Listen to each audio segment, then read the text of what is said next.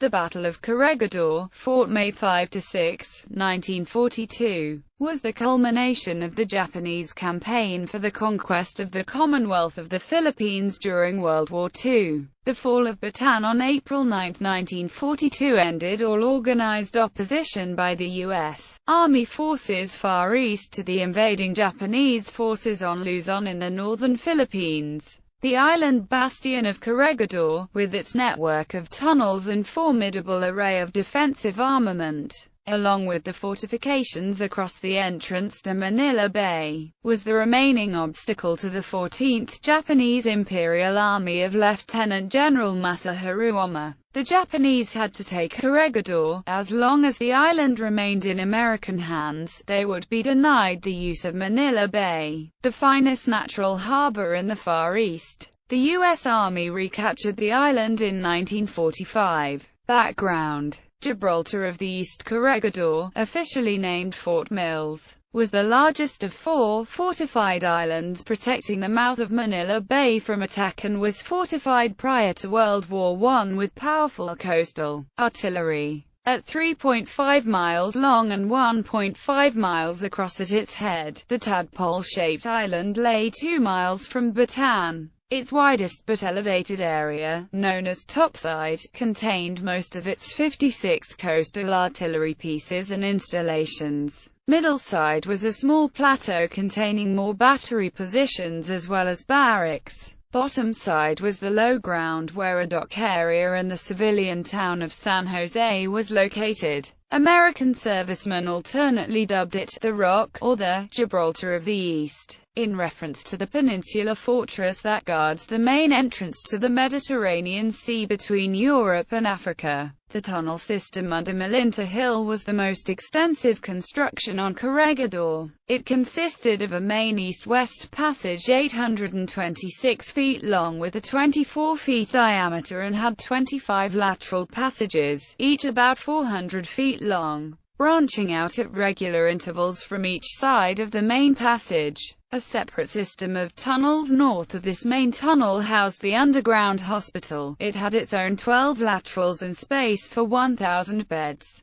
The facility could be reached either through the main tunnel or by a separate outside entrance on the north side of Malinta Hill. The Navy tunnel system, which lay opposite the hospital, under the south side of Malinta, was connected to the main tunnel by a partially completed low passageway through the quartermaster storage lateral. East of this was Malinta Tunnel, the location of General Douglas MacArthur's headquarters. Reinforced with concrete walls, floors, and overhead arches, it also had blowers to furnish fresh air, and a double-track electric tramway line along the east-west passage. The Malinta Tunnel furnished bomb-proof shelters for the hospital, headquarters, and shops, as well as a maze of underground storehouses. Defenses: the defensive arsenal on Corregidor was formidable, with 45 coastal guns and mortars organized into 23 batteries, some 72 anti-aircraft weapons assigned to 13 batteries, and a minefield of approximately 35 groups of controlled mines.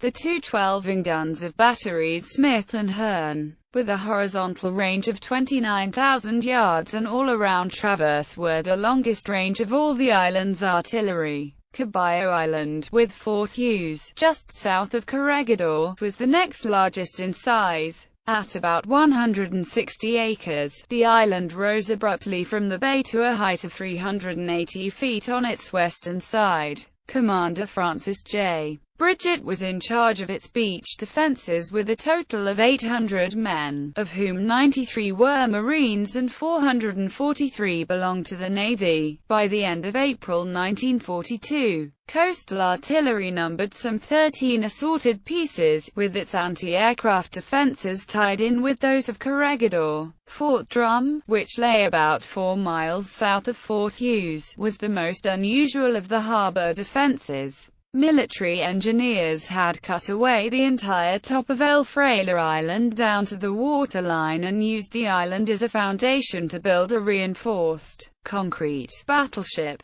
350 feet long and 144 feet wide, with exterior walls of concrete and steel 25 to 36 feet thick. The top deck of this concrete battleship was 40 feet above the low water mark and had 20 feet thick walls. Equipped with 4 14-inch guns in armored turrets facing seaward, a secondary battery of 4 casemated 6-inch guns, and anti-aircraft defense. The fort with its 200-man garrison was considered impregnable to attack. The last Carabao Island lay only 500 yards from the shores of Cavite Province. Except at one point along its eastern shore, the island rises precipitously from the sea in cliffs more than 100 feet high. The Americans had placed Fort Frank on this island, which late in 1941, had a military garrison of about 400 men, mostly Philippine scouts. Its armament consisted of 2 14-inch guns, 8 12-inch mortars, 4 155mm GPFs, as well as anti-aircraft and beach defense weapons. All 4 forts in Manila Bay, as well as Fort Wint in Subic Bay, had been formed before the war into an organization called the Harbor Defenses of Manila and Subic Bays, which by August 1941 became a part of the Philippine Coast Artillery Command.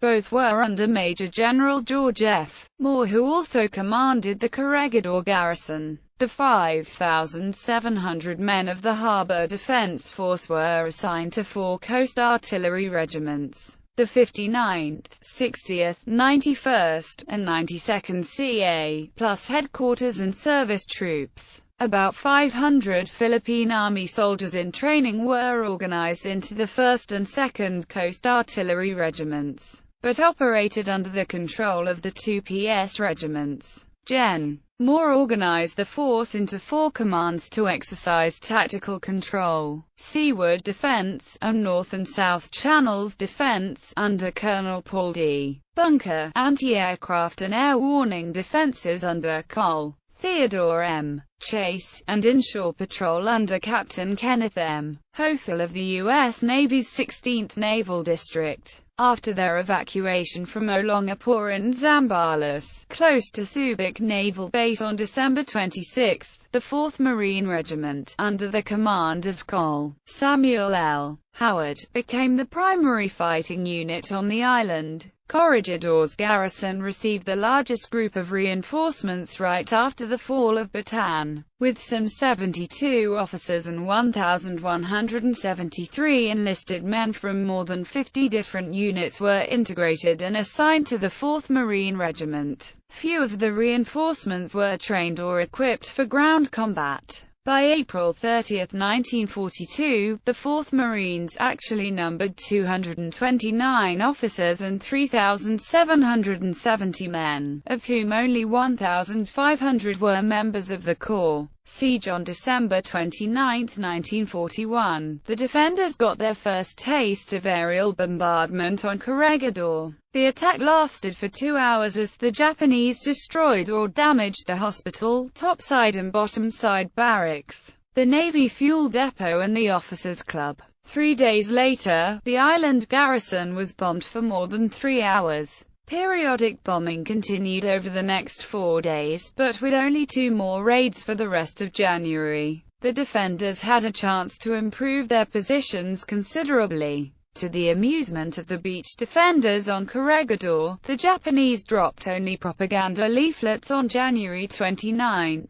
On March 12, under cover of darkness, Gen. MacArthur was evacuated from Corregidor, using 4 PT boats bound for Mindanao, from where he was eventually flown to Australia. Henceforth, from December 29 to the end of April 1942, despite incessant Japanese aerial, naval, and artillery bombardment, the garrison on Corregidor, consisting mainly of the 4th Marine Regiment and combined units from the U.S. Navy, the Army and Filipino soldiers, resisted valiantly, inflicting heavy enemy losses in men and aircraft. The defenders were living on about 30 ounces of food per day. Drinking water was distributed only twice per day, but the constant bombing and shelling often interrupted the distribution of rations. When the bombardment killed the mules in the cavalry, the men would drag the carcasses down to the mess hall and they would be cooked. The continued lack of proper diet created problems for the Corregidor garrison, as men weakened and lacked reliable night vision. From Cebu, 7 private maritime ships under orders from the army, loaded with a supply of food, sailed towards Corregidor. Of the 7 ships, only one reached the island, the MV Princesa, commanded by 3rd Lieutenant Zosimo Cruz.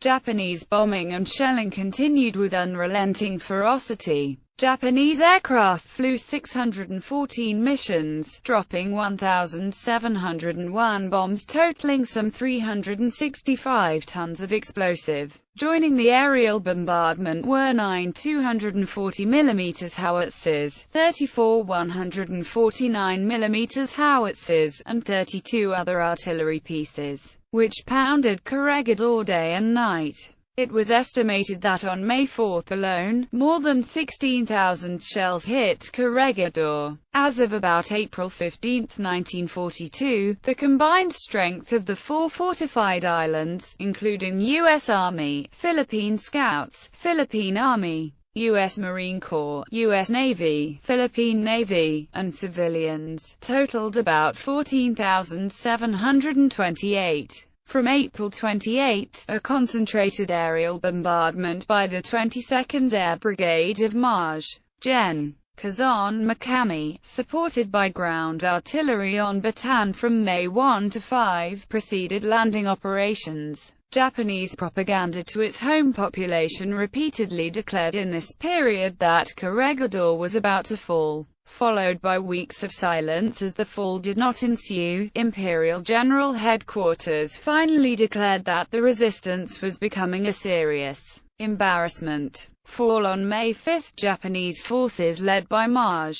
Gen. Kuryo Taniguchi boarded landing craft and barges and headed for the final assault on Corregidor. Shortly before midnight, intense shelling struck the beaches between North Point and Cavalry Point. The initial landing of 790 Japanese soldiers quickly bogged down due to surprisingly fierce resistance from the American and Filipino defenders, whose 37mm artillery exacted a heavy toll on the landing fleet. The Japanese struggled because of the strong sea currents between Bataan and Corregidor and from the layers of oil that covered the beaches from ships sunk earlier in the siege. They experienced great difficulty in landing personnel and equipment. However, the overwhelming number of Japanese infantry equipped with 50mm grenade launchers forced the defenders to pull back from the beach. The 2nd Battalion of 785 Japanese soldiers were not as successful. They encountered the same currents but landed east of North Point, where the defensive positions of the 4th Marines were stronger. Most of the Japanese officers were killed early in the landing. The huddled survivors were hit with hand grenades, machine guns, and rifle fire. Nevertheless, some of the landing craft did reach the location of the first invasion force, and together they found themselves moving inland where they had captured the Denver Battery by 1:30 on May 6. A counterattack was initiated to eject the Japanese from the Denver Battery. This was the location of the heaviest fighting between the opposing forces, practically face to face. A few reinforcements did make their way to the frontline 4th Marines, but the battle became a duel of obsolete World War I grenades versus the accurate Japanese knee mortars. Without reinforcements, the battle would quickly go against the defenders. By 4:30, Colonel Howard had committed his last reserves, some 500 Marines, sailors and soldiers of the 4th Battalion. These men tried to get to the battle as quickly as possible, but several Japanese snipers had slipped behind the front lines to make any movement very costly. An additional 880 Japanese reinforcements arrived at 5:30. The 4th Marines were holding their positions, at the same time losing ground in other areas. The Japanese were facing problems of their own. Several ammunition crates never made the landing. As a result, several attacks and counterattacks were fought with bayonets. The final blow to the defenders came at about 9:30, when 3 Japanese tanks landed and went into action. The men around Denver Battery withdrew to the ruins of a concrete trench a few yards away from the entrance to Malinta Tunnel, just as Japanese artillery delivered a heavy barrage. Particularly fearful of the dire consequences should the Japanese capture the tunnel, where 1,000 helpless wounded men lay, and realizing that the defenses outside Malinta Tunnel could not hold out much longer, Lt. Gen. Jonathan Wainwright expected further Japanese landings that night. He also decided to sacrifice one more day of freedom in exchange for several thousand lives. In a radio message to President Franklin Roosevelt, Wainwright said, "There is a limit of human endurance, and that point has long been passed." Howard burned the 4th Regiment's and national colors to prevent their capture by the enemy. Wainwright finally surrendered the Corregidor garrison at about 1:30 p.m. on May 6, 1942, with 2 officers sent forward with a white flag to carry his surrender message to the Japanese. Aftermath. The Japanese losses sustained from January 1 to April 30 and from the initial assault landings on May 5–6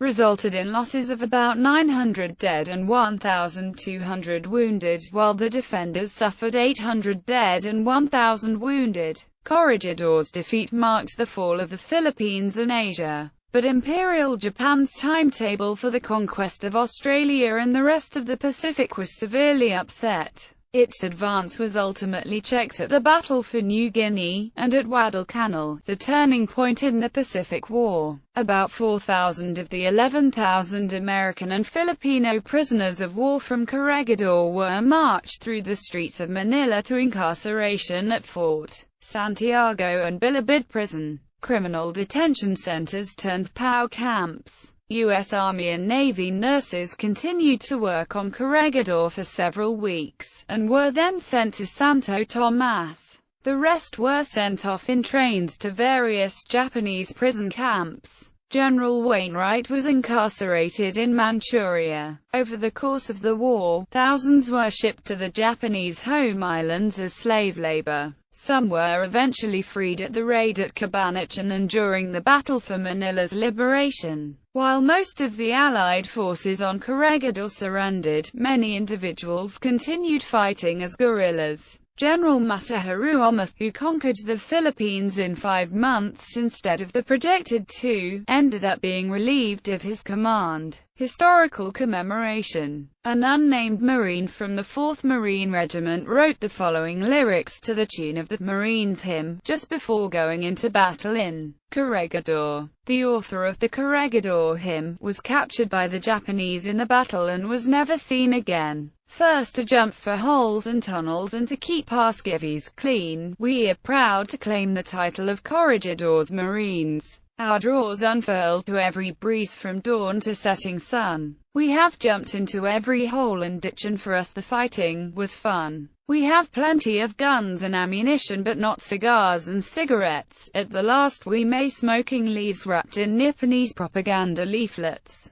When the Army and the Navy looked out Corregidor's Tunnel Queen, they saw the beaches guarded by more than one Marine. Memorials. The Pacific War Memorial was built on Corregidor in memory of the American and Filipino soldiers who died. The bridge in Chicago, Illinois, where State Street crosses the Chicago River, is named the Bataan Corregidor Memorial Bridge.